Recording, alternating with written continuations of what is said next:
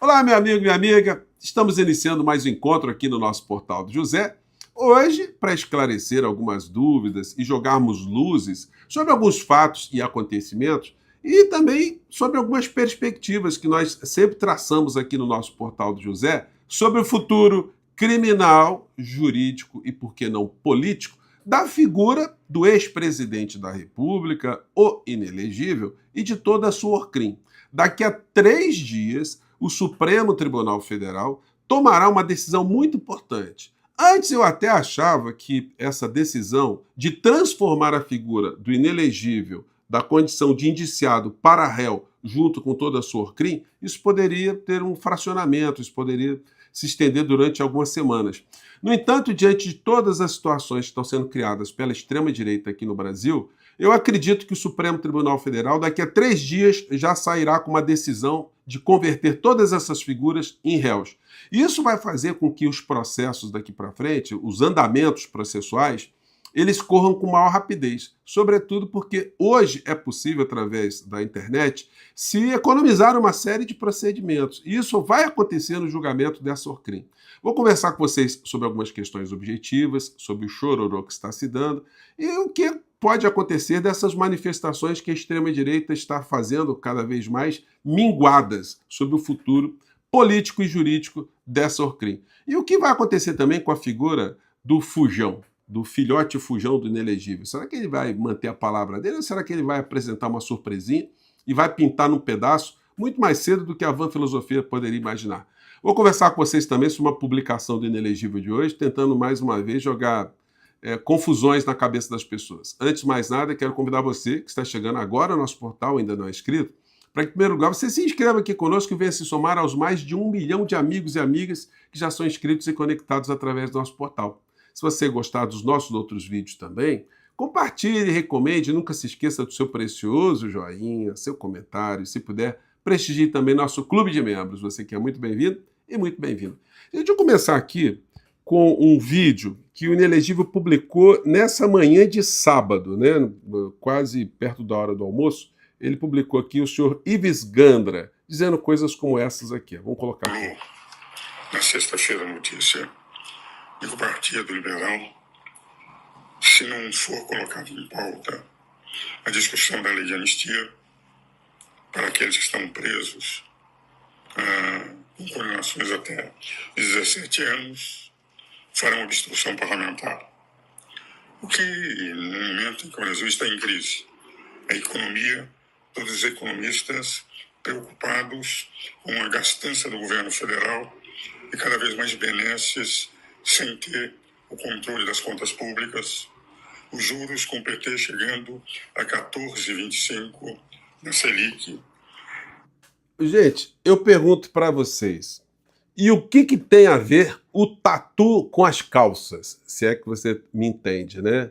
Ele está aqui fazendo uma crítica econômica, né? De repente, eles estão aqui fazendo uma crítica que seria até caracterizada como uma crítica vindo da esquerda, né? Para vocês verem como é que a confusão mental está grande nesse universo paralelo. Mas segue aqui o jurista principal da Terra Plana. No momento em que, enfim, precisaríamos todos nos esforçar para uma solução para o Brasil, a lei de anistia que é pretendido para essas pessoas que foram condenadas ou estão sendo condenadas é, de rigor, na minha opinião, uma grande solução para conseguirmos a pacificação nacional. Gente, olha só, essa ideia da pacificação não tem nada mais mentirosa do que essa ideia, né? É como se nós tivéssemos criminosos praticando crimes o tempo todo e vários estivessem sendo presos pela polícia e alguém chegasse e dissesse o seguinte: olha, nós estamos tendo muito conflito entre polícia e bandidos. Vamos fazer o seguinte, todos aqueles que foram presos, vamos soltá-los todos, porque aí a gente nunca mais vai ter crime aqui no Brasil. Resolve a situação e a sociedade estará pacificada. Isso faz algum sentido? Mas vamos aqui que tem mais lorotas na história, né? Pretender pautar uma obstrução dificultará ainda mais esta crise real, em que não se está controlando devidamente a inflação no Brasil, que o Brasil está vivendo. E realmente eu lembro mais uma vez As perguntas que muitas vezes me fazem de fora. Como o Brasil solta corruptos? E a OEA fez críticas ao Supremo. Gente, eu vou falar uma coisa para vocês. É uma lenga-lenga que vocês percebam que não entra no mérito. Está falando aqui das coisas periféricas. E para o futuro do inelegível de Sorcrim, esse mimimi aqui não vai adiantar absolutamente nada. Objetivamente, quando acontecer a abertura de prazos para as defesas se manifestarem, a gente vai ter um processo aí que culminará certamente com uma condenação, sentenças. Pode ser que um ou outro consiga uma absolvição. Acho muito difícil isso acontecer. Mas as sentenças devem acontecer no máximo em final de julho. Porque hoje os processos são mais céleres, desde que a tecnologia começou a ser admitida nos processos judiciais aqui no Brasil, a gente teve muitas inovações, a gente teve a menor necessidade dos advogados estarem presentes nos fóruns, estarem se deslocando, estarem comprando diários oficiais, hoje de estarem fazendo intimações, petições, apresentando ali contestações. Isso tudo ficou muito mais veloz. E quando chegou no período da pandemia, vários processos ainda foram mais otimizados ainda e mais situações novas foram criadas. A ponto de que numa outra instituição como o Congresso Nacional nós tivemos aprovação de emendas constitucionais por votação remota, sem os parlamentares espalhados pelo Brasil inteiro comparecerem, terem a necessidade de uma presença física. Portanto, a perspectiva de condenação para o chefe da Orcrim e todos os seus cúmplices e lacaios é muito grande, por isso que eu tenho sempre colocado para vocês que uma das possibilidades que tem que ser sempre observada é a fuga do inelegível. Possivelmente, ele já está muito monitorado. Ele está sem passaporte, isso cria uma dificuldade adicional dele escapar legalmente do nosso país, a não ser que ele conseguisse um asilo político. Aquilo que o filhote dele está falando lá fora, de uma forma muito sórdida, muito calhorda. Percebam um expediente que a criatura usou dentro de vários outros. Primeiro que ele está já com vontade de morar nos Estados Unidos desde que ele nasceu, né? Ele é um americanófilo, ele tem empresas constituídas nos Estados Unidos, matriculou as filhas por lá, tem uma esposa que adora, né? A gente vê nas publicações pessoais dela o deslumbre que ela tem com aquele universo todo. Enfim, então é uma figura que gosta muito de dinheiro e que acredita que os Estados Unidos é o local onde ele poderá ser considerado um americano, uma figura que não seja um latino, como os americanos sempre consideram os latinos, né? Ele se acha uma figura diferenciada. Então ele está lá fora, mas ele pediu uma licença de 122 dias. 2 dias com atestado médico para poder receber o salário do mês, provavelmente vai ter alguns descontos de alguma sessão ou outra que ele faltou, mas vai receber o salário cheio, todas as benesses. Mas percebam só, ele não renunciou ao mandato, ele pediu uma licença. Essa licença pode ser revogada, ou seja, ele pode voltar antes dessa licença, se ele apresentar alguma razão ali, ou depois da licença ele pode restituir o mandato dele, porque ele não vai querer perder a imunidade parlamentar. Isso significa o quê?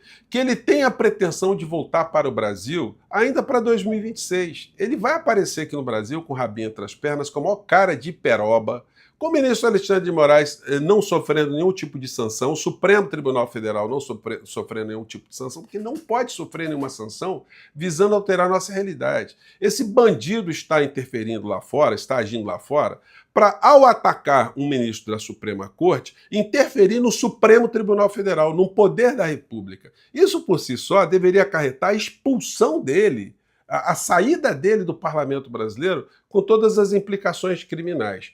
O Supremo Tribunal Federal entendeu, com o pedido de apreensão do passaporte dele, que não era, o caso ainda não estava devidamente desenhado para esse fim. E isso demonstra também que tanto o Procurador-Geral da República como os ministros do Supremo Tribunal Federal não estão dando bola para as espumas, para esse tipo de argumento aqui que o Ives Gandra jogou, a inflação, a taxa Selic. Enfim, nós temos muitos problemas concretos que precisam ser discutidos aqui no Brasil. E nós não estamos conseguindo fazer esse tipo de debate profundo, aberto, transparente, franco e honesto, porque essa gente está ainda infernizando a nossa realidade. Só que esse inferno está diminuindo a cada instante, porque eles estão perdendo força a partir do dia 25, ou seja, daqui a 3 dias, a figura será convertida em réu, e aí ele vai ter que ter muito mais cuidado com as coisas que ele falará e as coisas que ele fará a partir de então. Então, esse dia 6 aí, essa manifestação, por mais pessoas que cheguem lá na Avenida Paulista, isso não vai ter o condão de mudar absolutamente nada. Apenas fazer com que essas pessoas que estão adotando esse discurso do senhor Ives Gandra, et caterva, que essas pessoas fiquem mais enraizadas ainda nesse universo paralelo, que é um fenômeno psíquico, né, gente? O criminoso, isso é muito comum de ver no mundo do crime. O criminoso inventa um álibi inexistente, porque ele cometeu o crime, de que ele não cometeu. E ele começa a reproduzir aquela mentira de uma forma muito sistemática, repete tantas vezes, de modo que até ele começa a passar a acreditar também na sua inocência, naquele fato que ele criou. E é mais ou menos isso que está acontecendo nesse universo paralelo. Eles estão batendo tantas vezes nessa tecla que as pessoas estão sendo injustiçadas, que não houve golpe, não houve tentativa de golpe, e que o Brasil solta corrupto e prende inocente, que a mulherzinha foi presa por causa de um batonzinho que ela guardava na sua bolsinha. Gente, e não foi isso. Nós sabemos que todas essas pessoas estavam ali fazendo gritos de guerra durante meses na frente dos quartéis. Essas pessoas queriam derrubar a nossa democracia. Essas mesmas santinhas que estão lá, perguntem para elas o que elas queriam fazer com pessoas como você e eu, se eles estivessem no poder.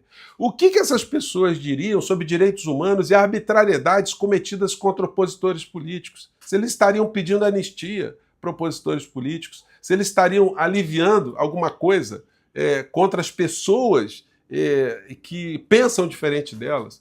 Então não tem que ter perdão para essas pessoas, não. Isso tem que ser, inclusive, muito colocado, muito debatido, muito exposto, e por isso eu acho até que o Supremo Tribunal Federal abriu a possibilidade de assistirmos essas sessões ao vivo pela TV Justiça, para que isso funcione também pedagogicamente para a sociedade que ainda tem alguma dúvida em relação ao que aconteceu, o que representou o perigo de se ter uma quebra institucional e qual foi o envolvimento do inelegível no meio dessa história. O momento que eles estão fazendo agora, nesse momento, é apenas uma tentativa de descredibilizar o Supremo Tribunal Federal, as suas decisões, os ministros, para ver se altera a realidade, mas isso não vai acontecer. Muito pelo contrário, a cada nova manifestação, com o fracasso dos seus propósitos, elas ficarão cada vez menores, até o momento que o Bolsonaro irá para a cadeia, e aí restará apenas os fanáticos mais extremistas para fazer algum tipo de apoio permanente à figura enquanto ela estiver presa na cadeia, que será uma condenação muito longa, disso ninguém tem dúvidas. E o filhote do inelegível, que está tentando aí destruir a nossa democracia, não se surpreendam se ele mudar o discurso completamente e aparecer ainda nesse ano de 2025 ou 2026 para participar de algum processo eleitoral aqui. Vai ser um negócio muito curioso. Ao mesmo tempo que ele pede um asilo político nos Estados Unidos, ele tentar voltar para o Brasil. Vai ser um caso único no planeta, né? De alguém que está fugindo de um país, pega um asilo político em outro, mas atua politicamente dentro do seu próprio país. Com detalhe, ele não quer perder o mandato, não quer renunciar, porque, como covarde que é, ele quer manter as imunidades parlamentares que o Congresso oferece. Mas, diante de tudo que ele está fazendo, já era o caso de alguém pedir a cassação do mandato dele por infrações que estão previstas, inclusive, no regimento interno, no Estatuto dos Congressistas, no Congresso Nacional. Então, são essas questões para a gente começar o nosso sábado aqui, porque, olha, tudo isso que essa gente está fazendo são apenas manifestações de desespero. E, infelizmente, as defesas dessa gente toda, eles estão indo também para o campo político, deixando de lado aspectos jurídicos, tentando ali jogar uma série de situações que nós veremos nos julgamentos que vão ser destroçadas, vão ser desmoralizadas e, no final da história, até mesmo aquelas figuras que acreditam tanto nessas insanidades vão começar a questionar se aquilo que elas estavam acreditando é verdadeiro ou falso. E vão até apoiar, quem sabe, né, que a justiça seja feita aqui no nosso país com essa Orcrim toda na cadeia. Gente, eu fico por aqui, mais tarde eu volto, que tem muita coisa acontecendo nesse sabadão, tá legal? Um grande abraço, tchau!